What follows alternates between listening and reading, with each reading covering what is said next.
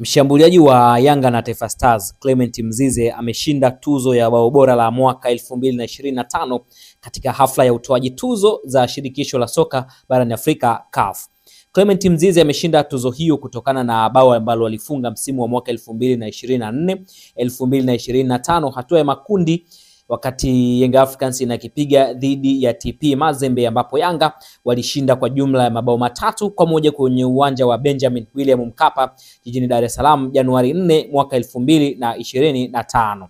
Katika kinyang'anyiro hicho Mzize alikuwa anashindana na wenzake 12, lakini kura zilizopigwa na mashabiki zimempa ushindi huo, ambapo katika mchakato wa kusaka bao hilo bora CAF walitangaza jumla ya wachezaji 13 walioteuliwa kuwania tuzo hiyo, ambapo mashabiki wakapewa nafasi ya kuchagua mshindi. Orodha hiyo iliandaliwa na CAF kupitia kamati maalum ya ushindani, ambapo kura zilianza kupigwa Alhamisi Novemba 6 mwaka 2025 na kufungwa Jumatano ya Novemba 12 mwaka 2025. CAF liliweka kituo maalum cha kupiga kura kupitia online, ambapo website ilikuwa ni cafonline.com na kurasa rasmi za mitandao ya kijamii pia zilikuwa sehemu za kupiga kura. Kwa mujibu wa CAF, kura za mashabiki zinachangia 100% ya matokeo ya mwisho, jambo ambalo linaifanya tuzo hii kuwa ya kipekee, kwani ndio tuzo pekee ambayo inategemea maoni ya moja kwa moja kutoka kwa mashabiki, yani wapenda soka. Mzize ameibuka mshindi mbele ya Abdellah Ozan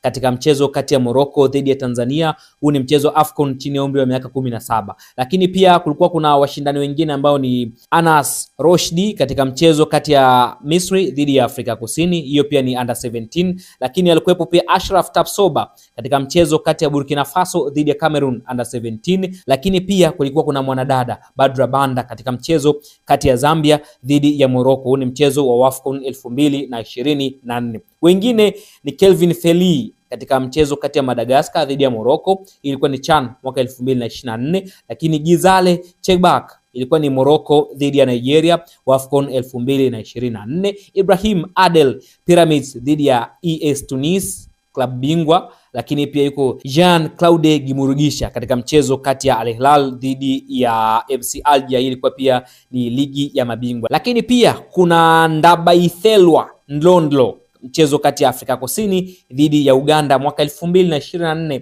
ilikuwa ni michezo ya CHAN. Lakini Osama Lamlui Morocco dhidi ya Madagascar kwenye CHAN 2024. Yuko Refilo Jean mchezo kati ya Afrika Kusini dhidi ya Mali, hii ilikuwa ni AFCON 2024, pamoja na Soufiane Bayazid mchezo kati ya Algeria dhidi ya Uganda, hii pia ilikuwa ni CHAN 2024. Kwa hiyo Mzize aliomwaga watu wote hawa na kufanikiwa kuwa mshindi na kushinda tuzo hilo, ambapo bao lake alilolifunga ilikuwa ni bao la long range, ama ni bao la umbali mrefu ambalo lilikuwa nje ya box la D katika mchezo dhidi ya TP Mazembe, na Mzize aliweza kunyosha mguu na kuweza kufunga bao ambalo ndilo limekwenda kushinda tuzo hii ya CAF, ambapo kura zinapigwa na wapenda soka wote ulimwenguni mara baada bao hilo kupostiwa na watu kutangazwa kwamba watu ambao wanawania tuzo ni watu kadhaa. Basi yanapostiwa magoli alafu watu wanapiga kura, kwa hiyo hizo kura zimemdondokea nyota wa Young Africans Clement Mzize.